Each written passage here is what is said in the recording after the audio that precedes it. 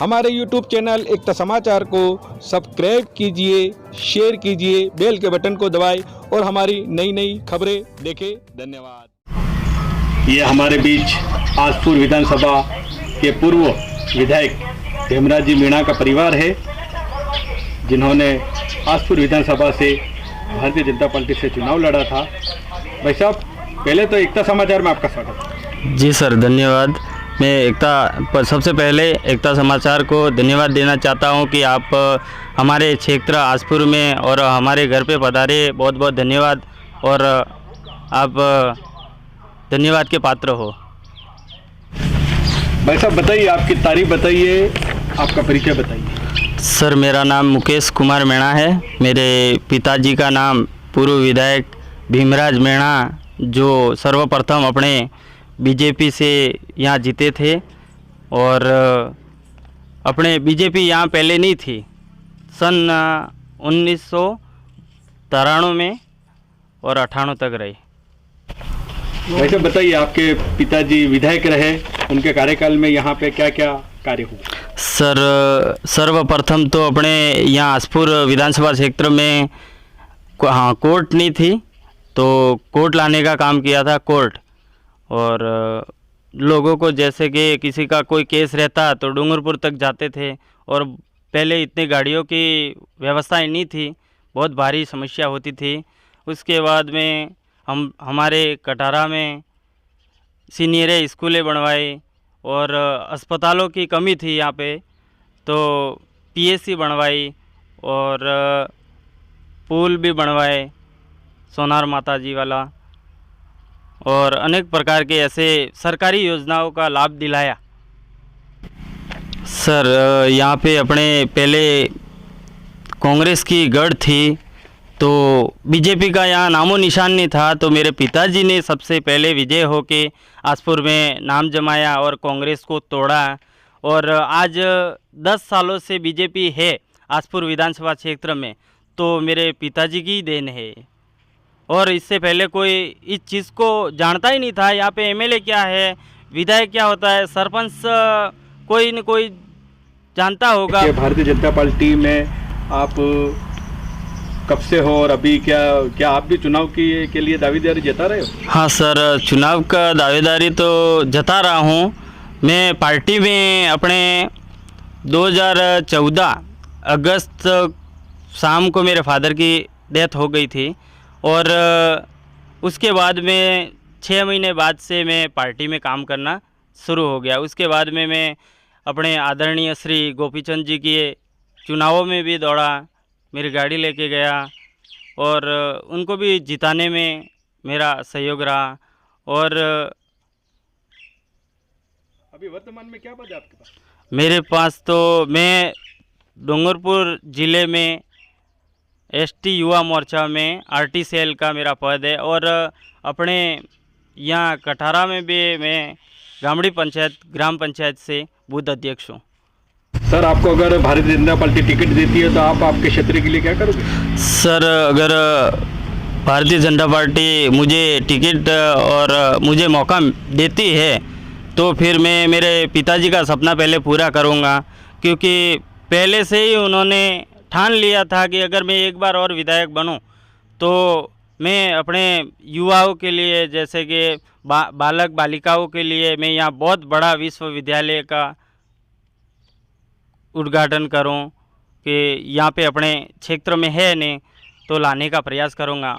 और सर, मैं जैसे कि गरीब किसानों के भी लिए कुछ करना चाहूँगा।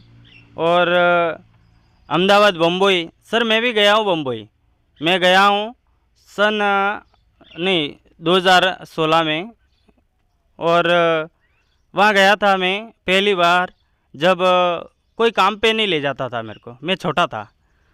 तो उस टाइम सर 250 रुपया कुछ दिन का देते थे, और वहाँ पे मेरे भाई है, मेरे यहाँ राजस्थान के जो भी है भाई, बड़े भाई है, पिता तुल्य है, तो वहाँ एक रूम में 15x14 का स्क्वायर फीट रूम होगा, उसमें 32 जन हैं, हम साथ में रहते थे। और सोने में भी समस्या, और उसको देखते हुए मैं ये मतलब अपने यहाँ उद्योग फैक्ट्रियाँ खोलने का प्रयास करूँगा। और वहाँ गालियाँ भी सुनी है मैंने गालियाँ भी सुनी है। वहाँ कौन पहचानता है ये विधायक का है, पूर्व विधायक का है, कोई नहीं पहचानता। उसको देखते हुए मैं कुछ करूँ यूँ, अगर पार्टी मुझे टिकट देती है तो मैं कुछ करूँ अपने विधानसभा क्षेत्र में। और मोदी जी जैसे आज कार्य कर रहे हैं उस तरह मैं भी करूँगा। तो मैं आसपुर विधानसभा क्षेत्र की जनता से कहना चाहता हूँ कि मेरी ओर से हर हमेशा मैं आपके लिए आगे ही रहूँगा, और किसी भी समस्या का समाधान करूँगा। मैं कोई भी तकलीफ़ हो, आधी रात को भी हो, मैं सबसे पहले हाजिर रहूँगा। और मेरा यूँ कि मैं जीतने के बाद में बाकी विधायकों की तरह मतलब जैसे कि फ़ोन आता है, फ़ोन रिसीव नहीं करना और मुंह मोड़ के फिर जाना कि एक बार मैं विधायक बन गया तो शेर हो गया, वैसी मेरी भावना नहीं है। मैं आसपुर की विधानसभा की जनता को कहना चाहता हूँ कि अगर मुझे एक बार मेरे पिताजी की तरह मौका मिले तो मैं आपके लिए विधानसभा में जाके कुछ कर पाऊँ।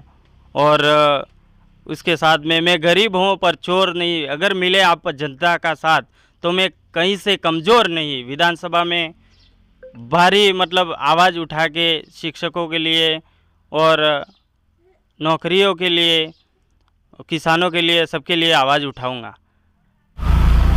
सर बताइए, आप विधानसभा में जाते हो, आपको टिकट मिलता है, तो आप युवा और किसानों के लिए क्या करें? सर सबसे पहले तो मैं विधानसभा में जाऊंगा तो किसानों के लिए आवाज़ उठाऊंगा कि अपने सोम कमलांबा बांध है, माही नदी है, जैसे वहाँ से लिफ्ट लगवाकर फिर किसानों को फ़ायदा दिलाऊंगा। और युवा के लिए बहुत बड़ा यहाँ पे विश्वविद्यालय का उद्घाटन करवाऊंगा और यहाँ लाने का कार्य करूंगा। साथ ही मैं कहना चाहूँगा कि जैसे कि मेरे भाई बहन जैसे झुंझुनू, अलवर, सीकर जैसे सेंटर आता है तो राजस्थान सरकार से मैं बात करके, हमारी जब पार्टी सत्ता में हो तो बात करके अपने जिस भी डिस्ट्रिक्ट में कॉलेज पढ़े वहाँ सेंटर मतलब दिलाने का काम करूँ।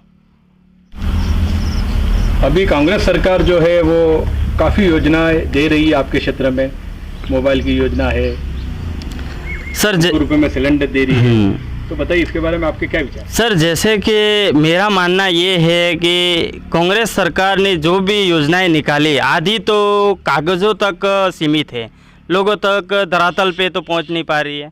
और जब बात जो भी मोबाइल की है, जैसे कि मान लो कि एक डिस्ट्रिक्ट में, जैसे एक ज़िले में अगर 500 युवाओं को अगर रोज़गार मिलता, सरकारी नौकरी मिलती, तो 500 एक घर में जैसे 4 जने खुश रहते, तो मान लो कि अपने सभी ज़िलों में 2 लाख से भी अधिक लोगों को सही रोटी मिल पाती। सर सब खुश होते। हमारे प्रधानमंत्री जी जो भी योजनाएं ला रहे हैं और राज्य तक पहुंच रही है, पर राज्य के अंदर धरातल पे कांग्रेस सरकार की वजह से लोगों तक और युवाओं तक पहुंच नहीं पा रही है। और 3-4 बार पेपरें भी आउट हुए हैं, युवा भटक रहा है। और साथ ही कांग्रेस के कार्यकाल में ऐसा कुछ हुआ नहीं है कि अपने आदरणीय गहलोत सरकार को जीत का मौका मिले, ऐसा लग नहीं रहा है।